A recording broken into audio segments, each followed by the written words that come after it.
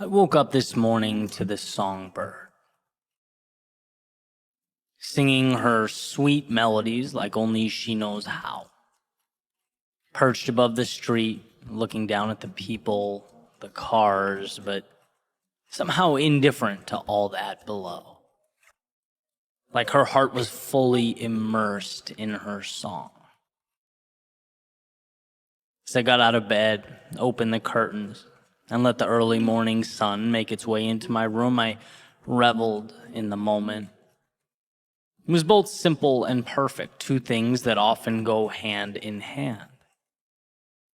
And as I made my way to the kitchen for that cup of coffee, I had a thought. That little songbird out there, she'll never understand how beautiful she is. She'll never know that she made my morning just a little brighter, or that she helped lift my spirits after a less than ideal yesterday. No, she's just doing her. And in return, making a mark on a world that needs what she has to give. So what?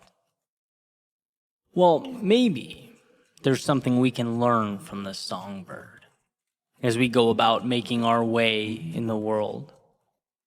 As far as I'm concerned, there have been two great challenges in my life: finding my song, and then finding the courage to sing it. Or perhaps put another way, discovering who you are and then holding on tight in a world that is constantly trying to make you something else, as Emerson said, is the greatest accomplishment. It will always be a challenge to bring our thoughts to life because, well, people tend to only see what's placed right in front of them. And it's just not realistic to place tomorrow at someone's feet. But here's the magic. I don't think that songbird cares about being realistic. See, over time, we've done quite the dance, reality and I. Like a tug of war on where to lean and where to pull. What's worth my time, what's not, when to stay and when to go. It's a gray area that I've had to work through, and I know others have as well, trying something new, taking a risk, sharing their art with the world, going down a path with a high probability of failure.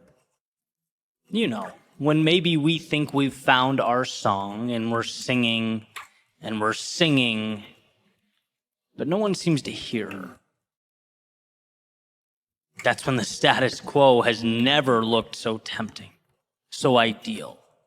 When settling for the easy path has never seemed so appealing. No, never as appealing as when our songs seem to get lost in the ether. We know how hard it is to give a piece of ourselves to the world, and it seems odd not to get something back. But you know, I think this is when you must sing with all your heart and soul.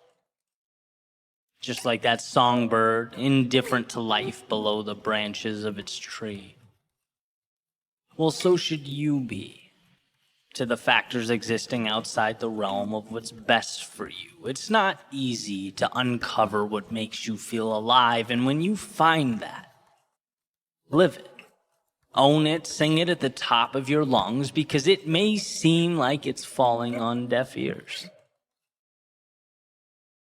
But you just might be someone else's songbird, oblivious, like my feathered friend outside, to the beauty you are creating by just being you. By sharing what means the most to you with the world that, whether you realize it or not, needs to hear your song. So, songbird, sing. Yeah, for you, but also for the world.